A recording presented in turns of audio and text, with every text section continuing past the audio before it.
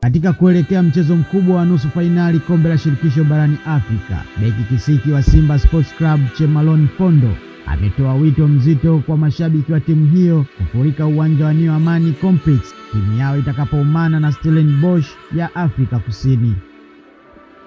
Chemalon ambaye amerudi kikosini baada ya kuuguza majeraha kwa zaidi ya wiki 6, sasa ameanza mazoezi na wenzake na anaamini huu ni wakati muhimu kwa mashabiki kuonyesha mshikamano wao.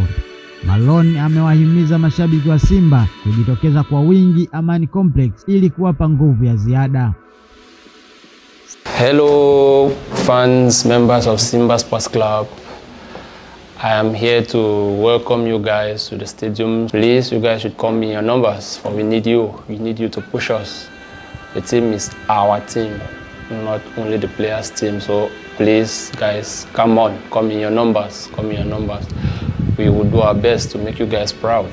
For our aim this season is to go very far, right up to the finals in the CAF Confederations Cup, and we would not do it. We cannot do it without your support. So we need you as many as possible in the stadiums on that day.